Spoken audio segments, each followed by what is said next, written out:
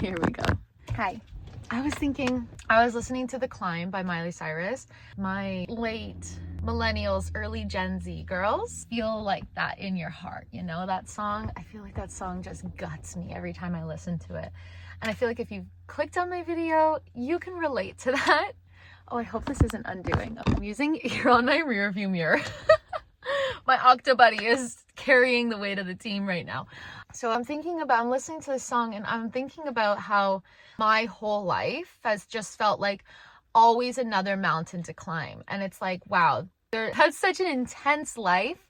And not a lot of people get a life that's just mountain after mountain after mountain. And for a really long time, it felt like those mountains were like roadblocks keeping me from where I was supposed to be. It was like everybody else's life looked like it was just going so seamlessly.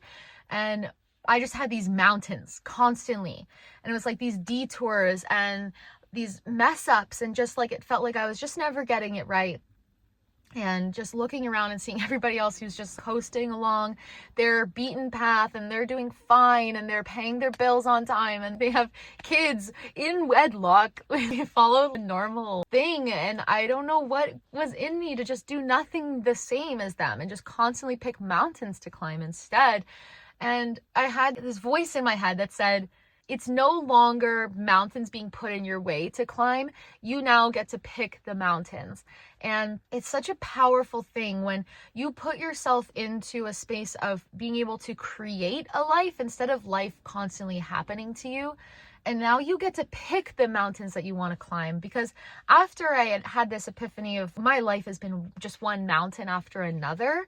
Even when I was younger, I was very intelligent, but never good in school. I did not school well. I did not test well. I was not obedient. I was very passionate in dance, but just didn't have that really raw excellence. And I didn't have the desire to be training 5 hours daily.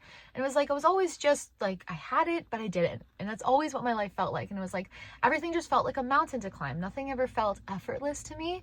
And now it's like life has shifted because I took the weight off of me of I have to do things that other people want me to do. I have to live a way that other people live. And I stopped picking the wrong mountains, essentially.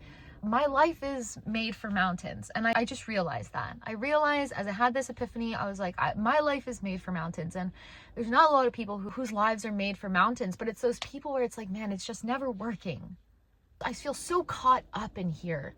It's like, nothing works. And it's like, everybody sees something in you and you're like, I don't see it. Everybody sees that you're like passionate and driven and loving and kind and intelligent and talented and beautiful and enriched and all of these things. And people are saying this to you and it's like hitting off of like a ball off of a wall. It's just going right back at them because you're like, I don't see it. What are you seeing in me? And it's because you're trying to fit into the world's mold of you. You're trying to fit into what people expect of you or what you think people expect of you.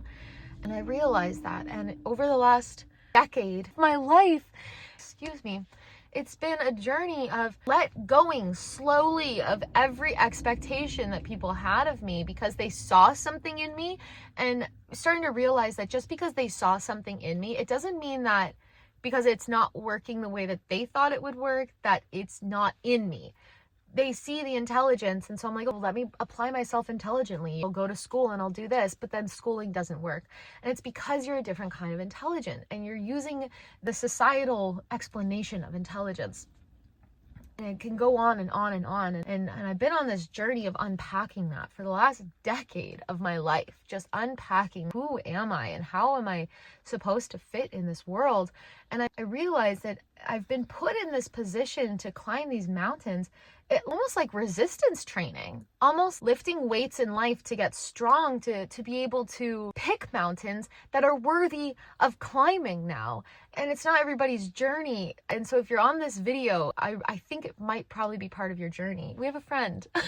Nobody ever parks out here. Maybe he's recording videos too. He's a very old man. Anyways.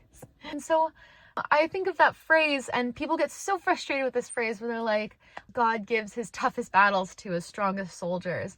And it's like, yes, but no, because it's not necessarily that you're any tougher than anybody else. It's that you have the passion to push through. You have the passion for life. You have the passion to live and be alive no matter how much life gives you. And you, don't get me wrong, you go into darkness where this would be easier if I wasn't here. It'd be easier if I just cut the cord and hopped out of this dimension. It would be easier if I wasn't here, but something kept you. Something led you to this video, something kept you. And that is actually your passion to push through. It's actually your love of life. All the fears and everything like that, they couldn't stop you from being alive. It couldn't keep you from being alive. And so God picking its strongest soldiers is not quite like, I don't love that. It's almost like God created soldiers of people. God created strong people who are souls, who are vessels that are here to bring more love and more light into the world. He didn't create strong people that were now going to become harsh and critical and cynical of the world. He created people who could love and love people deeply with an open heart, without expectation of return, and truly show the world what it looks like to be loved. And so the type of warrior, it's like you're a warrior of love. And in those circumstances, you're going to feel like you want to fight the world sometimes, because you're going to keep getting shown people who you feel aren't worthy of your love. You're going to keep getting shown people who you feel like you have to close off to because of X, Y, and Z. And it's going to be your work to love them deeper. And to love somebody deeper is not a self-sacrificing duty. It's not a self-sacrificing love. It's not something where you're killing yourself to show other people how much you love them. It's you being in your authenticity and loving them the way that you feel you can love them without overgiving yourself, knowing you're going to get mistreated by being too raw, too much for one person. How loving can you be while still setting those boundaries? And that's what you became by being that warrior and by having these mountains to climb. And now you're in this world where you've been taught how to love unconditionally. No matter how bad somebody's hurt you, are able to forgive and move on. That's love, by the way. Sometimes cutting people off is love. It's really important for you to understand the true meaning of love means honesty, authenticity, accountability. It means unfiltered truth. Sometimes there's a lot to love. It's not just the googly moogly crap of, oh, I love them. It's not what I'm talking about. I'm talking about the love of spirit, right? That unconditional love that sometimes you say no to your kid, right? You love your child, but sometimes you say, no, that's not safe. We're not doing that. No, you're not having a fruit roll up for breakfast, because you love them and you want them to know how important boundaries are. And so you set those boundaries for them. And so understand that unconditional love is not a self-sabotage behavior. You're not losing yourself in the process. It's absolutely actually the opposite. You're saying in such deep authenticity that when you show them your love, if they can't receive it, that's when those boundaries get created, right? But it doesn't stop you from continuing to love. You move on. You move on to the next person and you show them love. And some people receive and some people don't. And that's how they get separated. That's how it's your own vetting system. It's just by being authentic, who is close to me and who is not, who fits and who doesn't. And so that's part of your work, and it's beautiful. It's so beautiful. And then once you're really authentic with yourself, then it becomes clearer the type of boundaries that you need to set. Maybe this is just not a compatible relationship. Maybe this friendship doesn't work the way that I wanted it to, or maybe this job really isn't the job for me, and I'm going against myself, right? Unconditional love goes two ways. You have to love yourself unconditionally in order to love other people unconditionally. And so that means saying no when something doesn't feel aligned or good, and staying in that authority over yourself. It'll give you the ability to have authority over your life. And that's when you get to pick your mountains. You get to pick your cause. What are you fighting for in this lifetime, right? You weren't put through all that hell to have no purpose, right?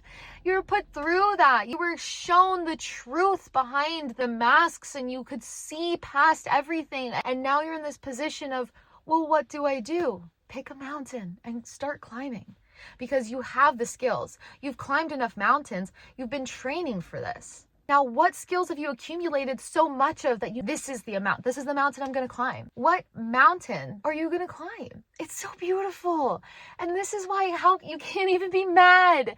You can't even be mad at life when it's like, I don't have a single regret because everything made me what I am now. You couldn't tell me to go back and give 9-year-old me the map. I'd be too scared. I would have made all the wrong turns and I wouldn't have the wisdom I have now. I wouldn't, because it's scary. When you look back, you're like, wow, I've been through some Nobody would sign up for that. Nobody would sign up for that, but you did. And so now you're so beautiful and you're strong, but you're soft, and stay in that and loving. And it's so beautiful, even if it's hard to see. I know it's hard to see sometimes, but right there, you know what I mean? When you get to that place where, oh, come on, not another mountain. Please, no more mountains. What are you doing to me? And it's like in that moment, that plead for grace is when things start to turn and you can take control of your life if that's what you want. So follow along if you're curious about taking control of your life in a way that feels meaningful and just finding who you are in this really messed up world. I know it's hard. It's really hard. How do you find who you are in a world where it feels like nobody knows what's going on, who they even are? How can I be that? How can I do that? So follow me and subscribe, share, comment what you're going through right now. I'd love to have chats in the comments. I have 17 viewers on average on my videos. I know you're out there. What are you going through? Let's chat in the comments. But this is what I wish I could have heard from somebody 5 years ago. Do you know what I mean? And so I'm hoping there's somebody in the place that I was at 5 years ago that this helps. Peace and love. You're doing so immaculate. You're amazing. Love you. Bye.